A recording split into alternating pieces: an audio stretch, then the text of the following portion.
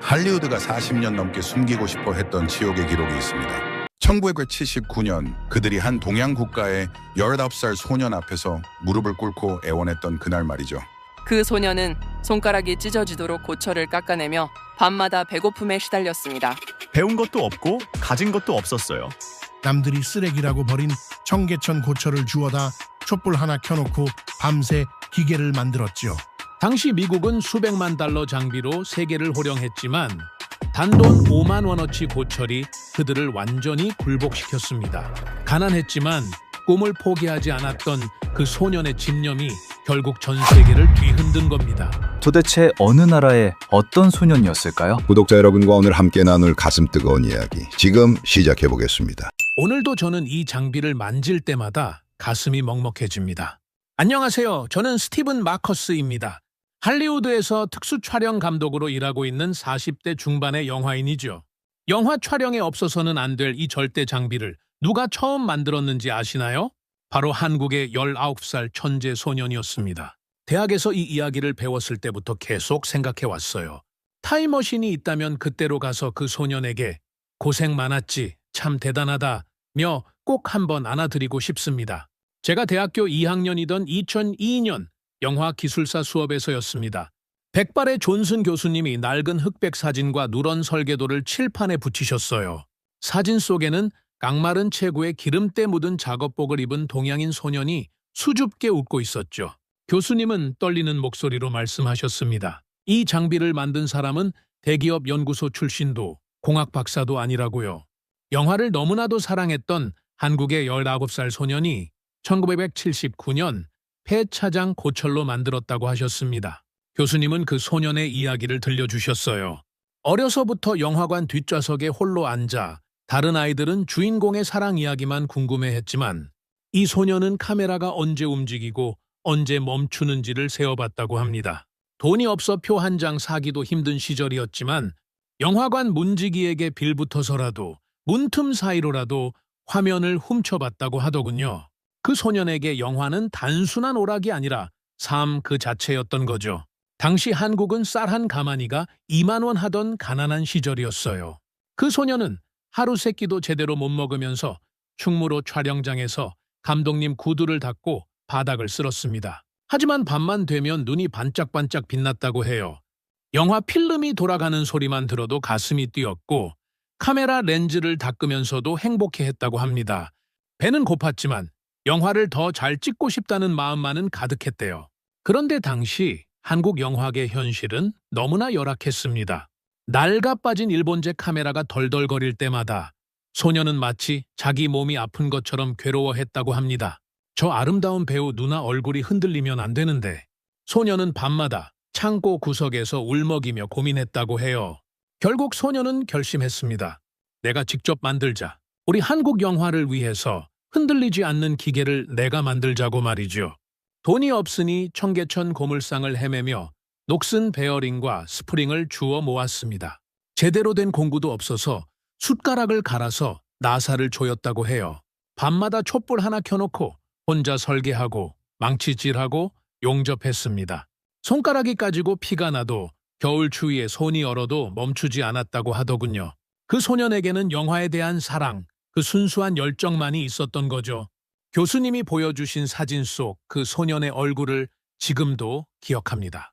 기름때 묻은 얼굴에 더벅머리, 그리고 손에는 자신이 만든 기계를 마치 아기를 안듯 꼭 껴안고 있었어요.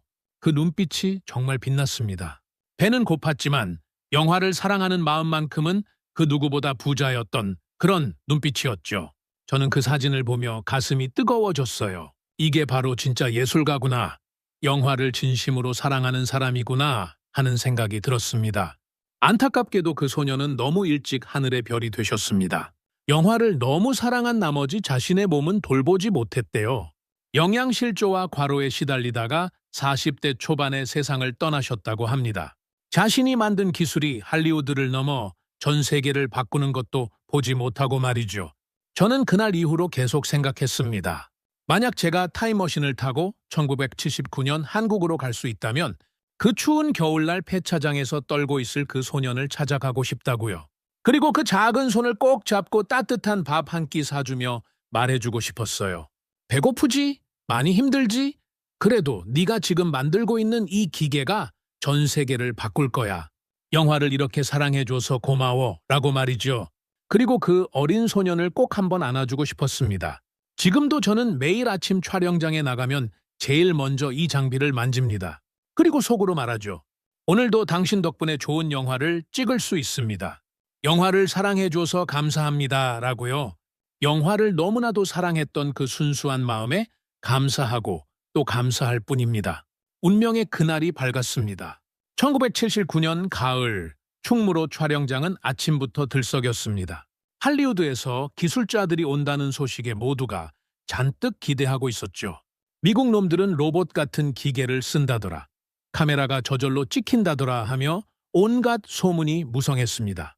하지만 막상 뚜껑을 열어보니 우리네 사정과 별반 다를 게 없었습니다. 그 잘난 할리우드 기술이라는 게 고작 덩치 큰 보조 5명이 카메라맨을 둘러싸고 인간 삼각대 노릇을 하는 것이 전부였으니까요. 하루 촬영비만 1만 달러, 우리 돈으로 2천만 원이 날아가는데도 필름 절반은 흔들려서 버려야 했습니다. 촬영이 시작되자마자 여기저기서 곡소리가 났습니다. 카메라맨이 뛰면 보조들 발이 엉켜 넘어지고 계단에서는 다 같이 굴러떨어지기 일쑤였습니다. 그걸 지켜보던 한국 감독님들도 혀를 찼습니다. 천하의 할리우드도 별 수 없구나. 결국 사람 몸으로 때우는 건 우리나 매 한 가지라며 말이죠. 바로 그때였습니다.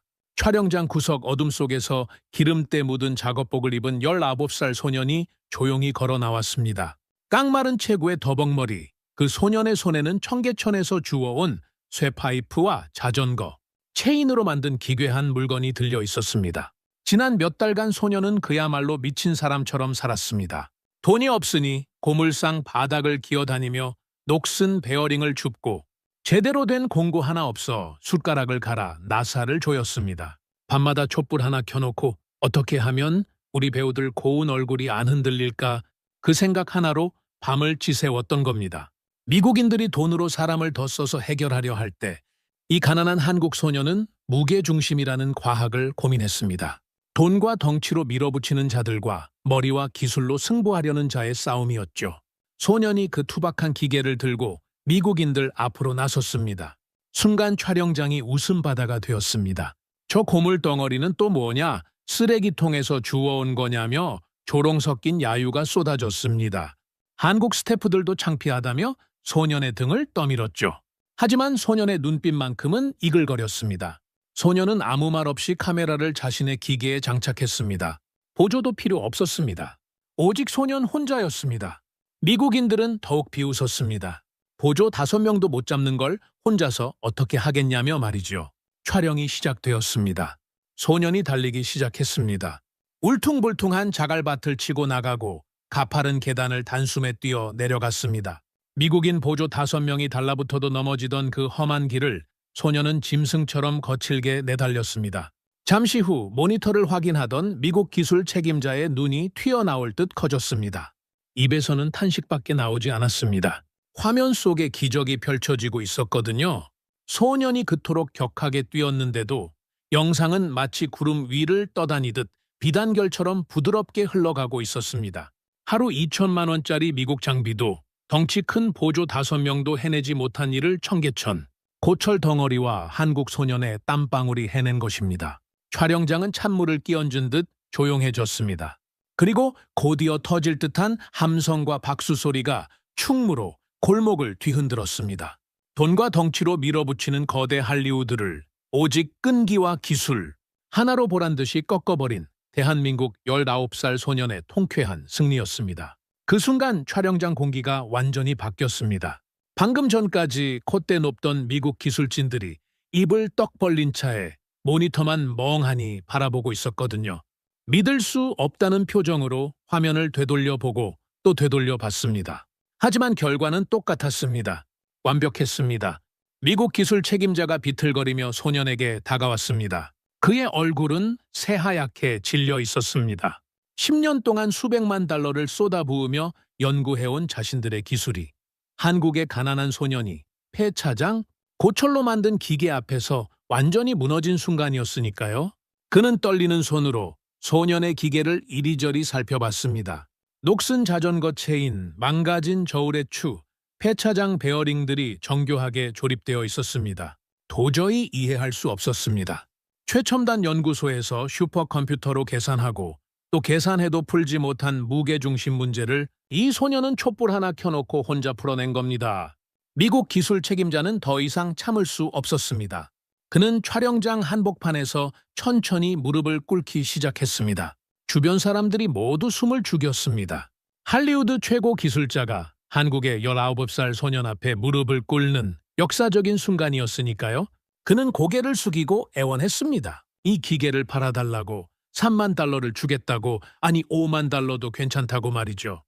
5만 달러면 당시 한국 돈으로 1억 원이 훌쩍 넘는 돈이었습니다. 서울 강남에 땅 몇 필지를 살 수 있는 어마어마한 금액이었죠. 촬영장에 있던 모든 한국인이 숨을 죽였습니다. 1억 원이면 평생 먹고 살 수 있는 돈이었거든요. 소년의 가족은 그날 끼니를 걱정하며 살았습니다. 그 돈이면 부모님께 집도 사드리고 동생들 학교도 보내고 평생 굶주림 걱정 없이 살 수 있었습니다. 소년은 잠시 생각에 잠겼습니다. 그리고 천천히 하지만 또렷하게 말했습니다. 가격 흥정은 더 하지 않겠다고, 당신들이 주는 만큼만 받겠다고 했습니다. 대신 조건이 있다고 말이죠. 첫째, 이 장비를 쓸 때마다 반드시 출처가 대한민국이라는 걸 밝혀야 한다라고 했습니다. 둘째, 장비 몸체에 메이드 인 코리아라고 크게 새겨 넣어야 한다고 했습니다. 셋째, 받은 돈 1억 원 중에서 절반인 5천만 원은 한국 영화 발전을 위해 기부하겠다고 밝혔습니다. 그 말을 들은 순간 촬영장은 숨소리조차 들리지 않을 만큼 조용해졌습니다. 충무로 어른들은 소년을 바라보며 고개를 끄덕였습니다. 저 어린 나이에 1억 원이 눈앞에 있는데도 자기 주머니보다 나라 이름을 먼저 생각하다니요. 그 현명함과 의젓함에 어른들조차 부끄러워했습니다. 더욱 놀라운 건 기부 선언이었습니다. 평생 가난에 시달렸던 소년이 받은 돈의 절반을 선뜻 내놓겠다고 한 겁니다. 노후 장비도 바꾸고 돈 없어 공부 못하는 후배들 장학금으로도 쓰이길 바란다고 덧붙였습니다. 그 말을 들은 한국 스태프들의 눈시울이 붉어졌습니다. 미국 기술진들도 소년의 당당함에 할 말을 잃었습니다. 그들은 고개를 끄덕이며 약속했습니다. 반드시 메이드 인 코리아를 새기겠다고, 전 세계에 한국의 기술력을 알리겠다고 맹세했습니다. 돈으로는 살 수 없는 자존심과 애국심 앞에서 그들은 완전히 무릎을 꿇었습니다. 그날 밤 충무로는 축제 분위기였습니다. 가난하고 보잘것없다고 무시당하던 한국이 천하의 할리우드를 기술로 꺾었을 뿐만 아니라 당당함으로까지 이긴 날이었으니까요. 그것도 19살 소년 하나가 해낸 일이었습니다. 사람들은 소년의 어깨를 두드리며 말했습니다. 네가 바로 대한민국의 자랑이라고, 진짜 애국자라고, 우리의 희망이라고 말이죠. 그날부터 전 세계 영화 촬영장에는 메이드 인 코리아라는 글자가 반짝이게 됩니다. 그 글자를 볼 때마다 사람들은 물어보겠죠. 도대체 어느 나라에서 이런 놀라운 기술을 만든 거냐고 말입니다. 그로부터 일주일 뒤 미국 할리우드 본사는 발칵 뒤집혔습니다. 한국에서 돌아온 기술 책임자가 제출한 보고서 때문이었습니다. 보고서 표지에는 붉은 글씨로 이렇게 적혀 있었습니다. 한국 기술 경고 보고서. 우리는 잠자는 호랑이를 깨웠다. 당시 할리우드 임원들은 코웃음부터 쳤습니다. 한국이라니, 전쟁 끝난 지 얼마나 됐다고 그 가난한 나라가 우리를 위협한다는 거냐며 비웃었습니다. 쌀밥도 제대로 못 먹는 나라에서 무슨 첨단 기술이 나오겠느냐고 말이죠. 하지만 기술 책임자의 표정은 사뭇 진지했습니다. 회의실 불이 꺼지고 영사기가 돌아갔습니다. 화면 속에는 그날 충무로에서 벌어진 기적이 고스란히 담겨 있었습니다. 거친 자갈밭을 달리고 가파른 계단을 뛰어 내려가는 장면이 이어졌지만 화면은 마치 구름 위를 떠다니듯 고요했습니다. 수백만 달러를 들인 할리우드 최신 장비로도 불가능했던 완벽한 영상미였습니다. 1분도 지나지 않아 거만한 임원들의 입가에서 웃음기가 싹 사라졌습니다. 회의실은 찬물을 끼얹은 듯 조용해졌습니다. 누군가 침을 꿀꺽 삼키며 물었습니다. 도대체 이걸 누가 만든 거냐고? 독일 기술자냐? 일본 박사냐고? 다그쳤습니다. 기술 책임자는 고개를 저으며 대답했습니다. 한국의 19살 소년입니다. 대학도 안 나온 폐차장 고철로 만든 기계입니다. 더 충격적인 건 제작비였습니다. 한국 소녀는 고작 5만 원어치 고철로 만들었다고 합니다. 그들이 50만 달러를 쏟아부은 연구에 10,000분의 1 비용으로 더 나은 결과를 낸 겁니다. 보고서에는 소년이 내건 조건도 적혀 있었습니다. 메이드 인 코리아를 반드시 새겨 넣을 것, 그리고 받은 돈의 절반은 한국 영화 발전을 위해 기부하겠다는 선언까지 말이죠. 사실 당시 한국에서는 소년의 기부 결정을 두고 말들이 많았습니다. 5천만 원이면 어마어마한 큰 돈인데 가난한 사람들도 많고 기부할 곳은 얼마든지 있는데 왜 하필 영화계에만 몰아주느냐는 지적이 쏟아졌습니다. 신문 기자들까지 나서서 따졌습니다. 더 시급한 곳이 많지 않느냐고 말이죠. 하지만 소년의 생각은 남달랐습니다. 소년은 당당하게 말했습니다. 지금은 우리가 배고프지만 언젠가는 문화가 밥 먹여주는 세상이 올 거라고 했습니다. 한국도 할리우드처럼 영화를 잘 만들고 문화를 키우면 몇십 년 뒤에는 반드시 할리우드를 뛰어넘는 문화 강국이 될 거라고 확신했습니다. 영화는 단순한 오락이 아니라 나라의 얼굴이자 자존심이라고, 그 밑거름이 된다면 자신은 그것만으로도 영광이라고 했습니다. 그 말을 들은 어른들은 할 말을 잃었습니다. 19살 소년의 입에서 나라의 미래를 내다보는 해안이 나왔으니까요. 어떤 이들은 코웃음 쳤지만 어떤 이들은 고개를 끄덕이며 말했습니다. 저 아이가 보통 내기가 아니라고. 저런 청년이 있는 한 대한민국의 미래는 밝다고 말이죠. 소년이 기부한 5천만 원이 충무로에 뿌려지자 한국 영화계는 서서히 달라지기 시작했습니다. 낡은 카메라들이 새 것으로 바뀌고 배고픈 스태프들이 제대로 된 밥을 먹게 되었습니다. 젊은 영화인들이 기술 연구에 매달리기 시작했고 소년의 기술을 응용한 새로운 발명품들이 하나둘 나오기 시작했습니다. 미국 정보통들은 본사에 긴급 보고를 올렸습니다. 한국인들은 생각보다 무섭다고, 당장의 배고픔보다 50년 뒤 미래를 보고 투자하는 민족이라고 경고했습니다. 특히 그 소년의 말이 무섭다고, 몇십 년 뒤 할리우드를 뛰어넘겠다는 건 헛소리가 아니라 진짜 계획인 것 같다고 보고했습니다. 보고서의 마지막 문장은 지금도 전설처럼 회자됩니다. 우리는 그동안 잠자는 호랑이의 코털을 건드렸다. 한국은 더 이상 기술 후진국이 아니다. 그들은 배고픔을 기술로 바꾸고 절망을 희망으로 만드는 민족이다. 우리가 눈을 감고 있는 사이 동방의 작은 나라에서 거대한 문화의 용이 깨어나고 있다. 1982년 충무로 뒷골목에서 시작된 작은 불씨가 이제는 아시아 전체를 태우는 거대한 불길로 번지고 있었습니다. 세계 각국의 영화인들이 하나둘 한국으로 몰려들기 시작한 겁니다. 제일 먼저 움직인 건 일본이었습니다. 아시아 기술 강국을 자처하던 소니와 파나소닉의 기술진들이 충무로를 찾아왔어요. 그들은 믿을 수 없다는 표정으로 그 투박한 장비를 살펴봤습니다. 자신들이 5년을 연구해도 풀지 못한 진동 제어 문제를 한국 청년이 고철로 해결했다는 게 도무지 납득이 안 됐거든요.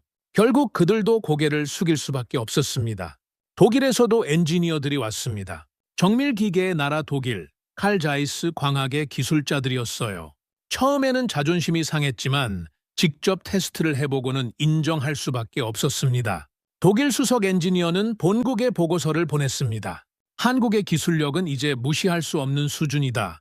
우리가 잠자는 사이 동양의 호랑이가 깨어났다고 말이죠.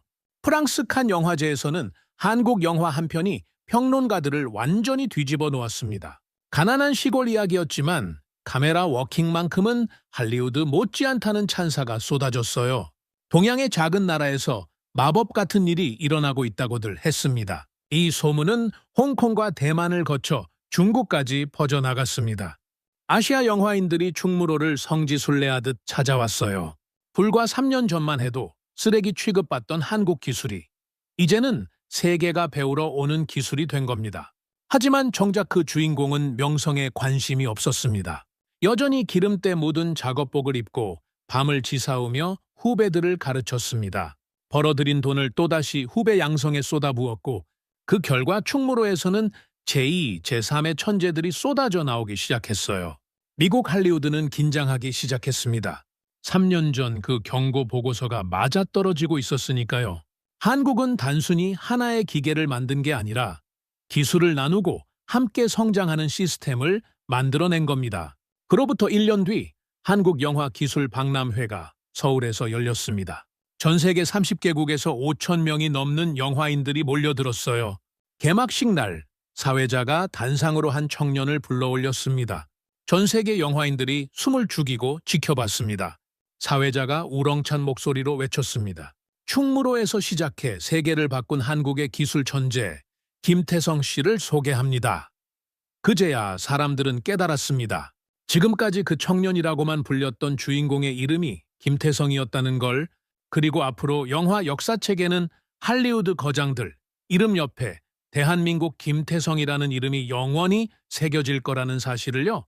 1984년 할리우드는 완전한 공황 상태에 빠졌습니다. 김태성의 기술이 전 세계로 퍼져나가자 미국 영화 장비 회사들이 하나둘 무너지기 시작했거든요. 가장 먼저 타격을 받은 건 파나비전이었습니다. 할리우드 최대 촬영 장비 회사였는데 장비 한 대당 15만 달러를 받으며 떵떵거리고 살았던 곳이죠. 그런데 한국산 장비가 3만 달러에 더 나은 성능을 보이자 주문이 뚝 끊겼습니다. 회사 간부들이 긴급 이사회를 열었지만 해결책은 없었어요. 기술로도 밀렸는데 가격까지 밀렸으니 답이 없었던 겁니다. 수십 년간 세계 시장을 독점하던 거대 기업이 한국발 쓰나미 앞에서 속수무책으로 무너지고 있었습니다. 더 충격적인 건 할리우드 거장들의 선택이었습니다. 스필버그와 조지 루카스가 한국 장비를 공식 채택한다고 발표한 겁니다. 스필버그는 기자회견에서 이제는 메이드 인 코리아가 할리우드의 새로운 표준이라고, 김태성의 기술 없이는 자신이 원하는 영상을 만들 수 없다고 했습니다. 그 소식이 전 세계에 퍼지자 미국 언론들이 들썩였어요. 월스트리트 저널은 한국 기술의 역습이라는 제목으로 한 면을 장식했고, 뉴욕타임스는 할리우드가 한국에게 무릎 꿇은 날이라고 대서특필했습니다. 증시에서는 기존 장비 회사들의 주가가 폭락하고 한국과 제휴를 맺은 회사들의 주가는 천장을 뚫었습니다. 일본도 당황했습니다.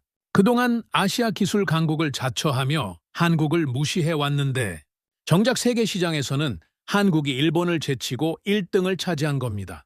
소니 회장이 긴급 기자회견을 열어 한국 기술을 인정한다고 발표했지만 이미 늦은 뒤였습니다. 독일 칼 자이스는 아예 김태성에게 러브콜을 보냈습니다. 독일 본사로 와서 기술 고문을 맡아달라고 연봉 50만 달러를 제시했어요. 미국도 마지막 카드를 꺼냈습니다. 시민권과 함께 연구소 하나를 통째로 주겠다고 제안했습니다. 하지만 김태성의 대답은 단호했습니다. 제안은 감사하지만 한국을 떠날 수 없다고, 자신의 기술은 한국 땅에서 피어난 거라고 했습니다. 한국을 떠나면 의미가 없다는 그 말에 국민들은 환호했습니다. 돈보다 나라를 선택한 진짜 애국자라며 말이죠. 상황은 완전히 역전되었습니다. 불과 몇 년 전만 해도 한국이 제발 기계 좀 팔아달라고 사정했지만 이제는 그들이 돈 보따리를 쌓아 들고 와서 애원하는 처지가 된 겁니다. 태성의 사무실 전화통은 불이 났습니다. 007 시리즈 제작진까지 한국행 비행기표를 끊어 달려왔어요. 결국 1985년 미국 영화기술협회는 김태성에게 명예의 전당 헌액을 제안했습니다. 외국인으로는 최초였죠. 시상식에서 협회장은 고백했습니다. 우리는 그동안 오만했다고. 하지만 한국의 김태성은 우리에게 진짜 기술은 열정과 사랑에서 나온다는 걸 가르쳐줬다고 말이죠. 무대에 오른 김태성은 여전히 수줍은 미소를 지으며 말했습니다. 이 상은 대한민국 모든 영화인의 것이라고, 우리 한국은 이제 시작일 뿐이라고 말이죠. 그 말을 들은 전 세계 영화인들은 알았습니다. 한국의 시대가 열렸다는 것을요. 1988년 김태성의 예언이 완벽하게 실현되었습니다. 할리우드의 지형도는 완전히 뒤바뀌어 있었거든요. 메이드 인 USA 딱지가 붙은 장비는 이제 박물관에서나 볼 수 있고, 촬영 현장 어디를 가도 메이드 인 코리아 글자가 반짝이고 있었습니다. 코리아 시네테크라는 이름의 회사가 할리우드 촬영 장비 시장의 75%를 장악했습니다. 한때 세계를 호령하던 파나비전과 아리플렉스는 이제 한국 기술의 하청업체로 전락했어요. 스필버그와 조지 루카스는 새 영화를 기획할 때마다 김태성을 제일 먼저 찾았고, 제임스 캐머런은 아예 한국에 연락사무소를 차렸습니다. 경제 효과는 상상을 초월했습니다. 외화벌이만 연간 8억 달러를 넘어섰고 관련 일자리는 3만 개가 생겨났어요. 10년 전 청계천 고물상을 뒤지던 가난한 소년이 이제는 대한민국 경제를 떠받치는 기둥이 된 겁니다. 일본 언론들은 한국 기적이라는 특집을 연일 쏟아냈고 독일 경제지는 김태성을 21세기 에디슨이라고 불렀습니다. 그해 가을 결정적인 순간이 왔습니다. 미국 영화 예술 아카데미가 김태성에게 오스카 기술 공로상을 수여하기로 한 겁니다. 아시아인 최초였죠. 시상식 당일 LA 슈라인 오디토리엄에는 전 세계 영화인들이 모여들었습니다. 턱시도를 입은 김태성이 레드카펫에 등장하자 카메라 플래시가 빗발쳤어요. 사회자가 봉투를 열며 외쳤습니다. 올해의 기술공로상 수상자는 대한민국 김태성. 장내가 떠나갈 듯한 함성으로 뒤덮였습니다. 스필버그가 제일 먼저 일어나 기립박수를 쳤고 할리우드의 모든 거장들이 한국의 청년에게 경의를 표했습니다. 김태성은 떨리는 손으로 트로피를 받아들었습니다. 그리고 마이크 앞에서 말했습니다. 이 상은 저 혼자만의 것이 아니라고. 가난 속에서도 영화를 포기하지 않았던 충무로의 모든 선배님들과 저를 믿어준 대한민국 국민들께 바친다고 했습니다. 그리고 트로피를 높이 들어 올리며 한국말로 외쳤어요. 대한민국 영화 만세! 통역이 필요 없었습니다. 그 진심 어린 외침은 언어를 넘어 전 세계인의 가슴을 울렸으니까요. 시상식장에 있던 한국 기자들은 눈물을 훔쳤습니다. 6.25 전쟁의 폐허 속에서 밥 굶어가며 영화를 찍던 그 시절의 서름이 한순간에 씻겨 내려가는 듯 했거든요. 하지만 김태성 본인은 여전히 검소했습니다.